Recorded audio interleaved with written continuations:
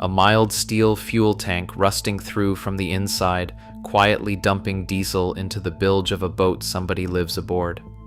A deck so soft from rotted core that it flexes like a trampoline under your boots, on a builder where one surveyor puts the number at 3 out of every 4 hulls, hiding the same wet stringers.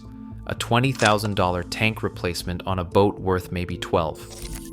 You are probably looking at one of these 3 trawlers right now on Yacht World or Facebook Marketplace, thinking you found the deal of a lifetime. You did not.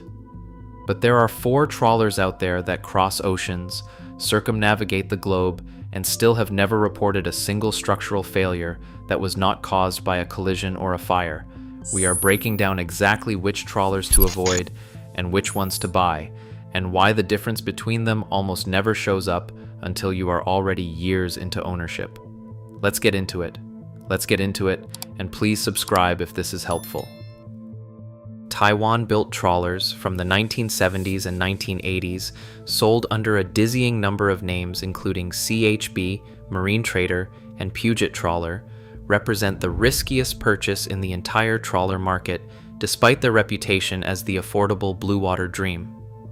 The core problem is that most of these hulls were popped from a small handful of shared molds, then farmed out to different small family-run yards in Taiwan for finishing, which means quality swings wildly from boat to boat, even within the same model name. The catastrophic issue plaguing nearly all of them is the mild steel fuel tank, often mislabeled black iron. Rainwater leaking past a poorly bedded deck fill tube pools on top of the tank for years, rusting it from the inside out until it perforates. Because the tank is built into the boat before the deck goes on, replacement means cutting the engine room open, craning the old tank out in pieces, and shoehorning in a new one, often at reduced capacity since the opening limits what will fit. One well-documented replacement job on a Taiwan-built trawler from this era ran close to $20,000 for just one side tank. Add teak decks that hide soft, rotted plywood beneath a watertight-looking surface, and you have a boat that earned the nickname Taiwan Tupperware for a reason, now pushing 40 to 50 years old with tanks well past the 20-year service life most surveyors expect from mild steel. Mainship trawlers, especially the 34 and 390 built through the 2000s, were marketed as the sensible American-built trawler for regular people doing the Great Loop. The problem hiding underneath that reputation is the deck and stringer construction. Mainship decks are balsa-cored, and one surveyor working the brand for years puts the number bluntly. Roughly 75% of mainships he inspects come back with wet stringers. Once moisture gets into that plywood and balsa structure, it does not dry on its own, and when the rot sits directly under an engine mount, the fix means pulling the engine to cut out and rebuild the stringer beneath it.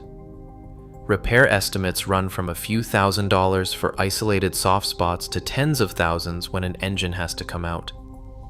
These boats are now old enough, 20 to 25 years for the newest ones, that the moisture has had time to do real damage, and a failed survey over wet stringers is one of the most common reasons a Great Loop-bound buyer walks away from an otherwise perfect-looking mainship at the last minute, sometimes after already paying for travel and lodging to see the boat in person.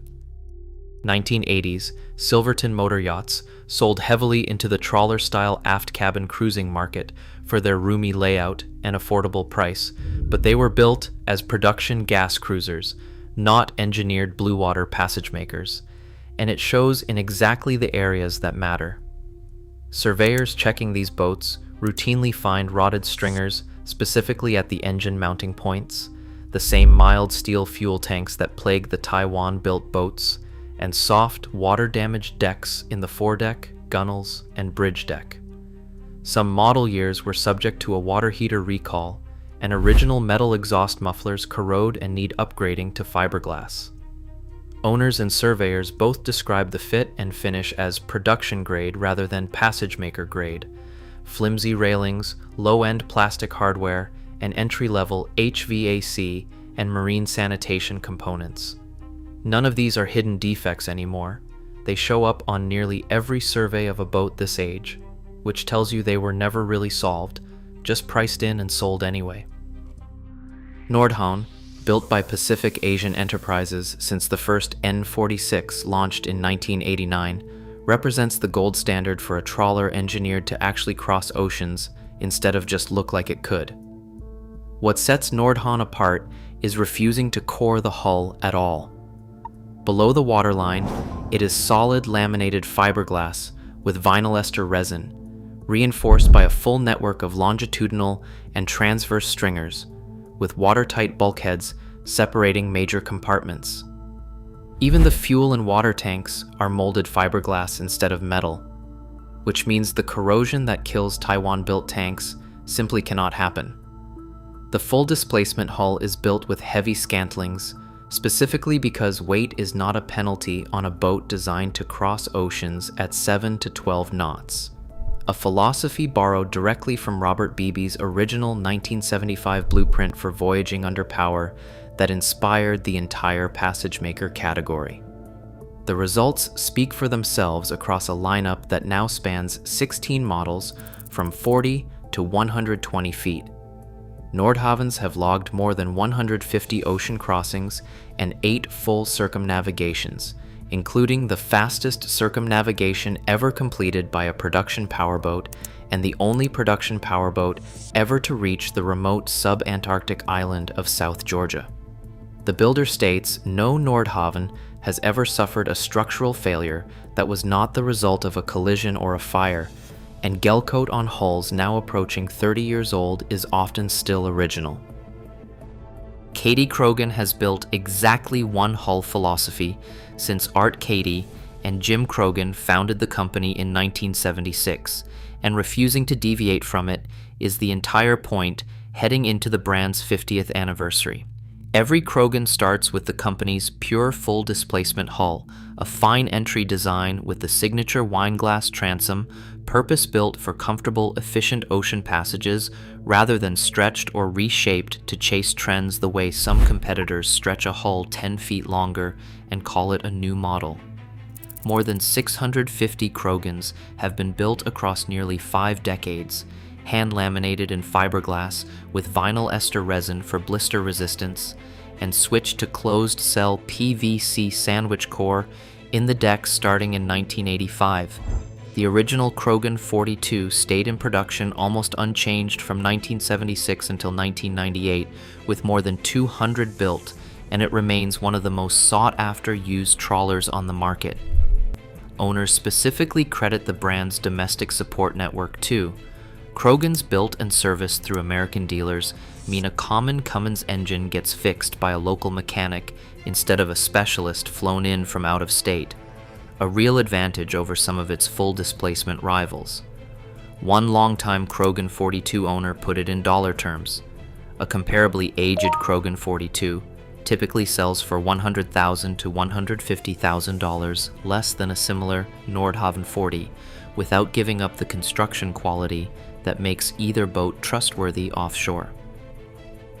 Fleming Yachts has been built exclusively at the Tonghua Yard outside Kaohsiung, Taiwan, since Tony Fleming founded the company in 1985, and Fleming's background is the whole story.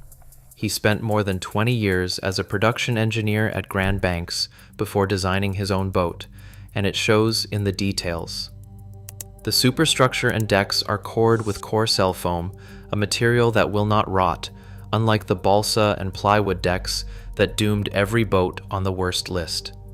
The semi-displacement hull carries full RCD Category A ocean certification, and the Fleming 55 has stayed in continuous production since 1986, one of the longest unchanged production runs of any yacht hull built today.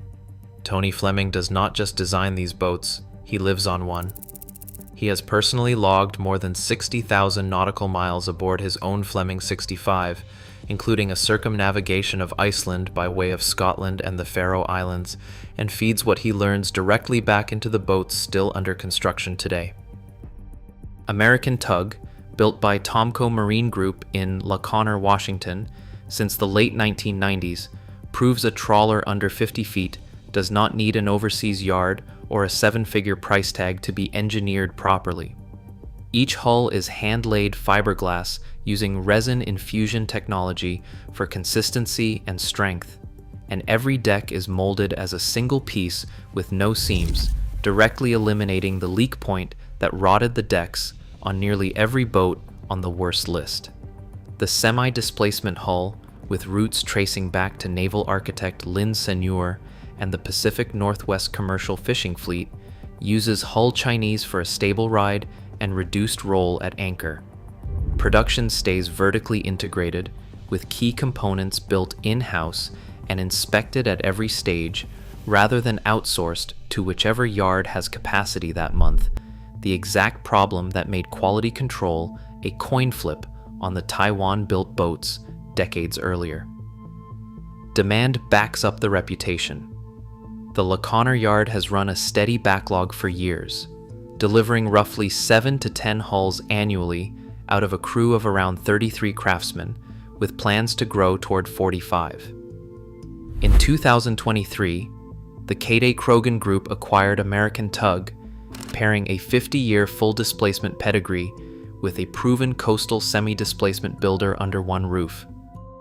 Please subscribe if you want more videos like this. Choosing the right trawler in today's market comes down to understanding what the hull and tanks are actually built from, and whether the builder has decades of real ocean miles to back up the claims, not just a name that sounds trustworthy. Buy based on construction, not nostalgia, and you will spend your years on the water cruising instead of repairing.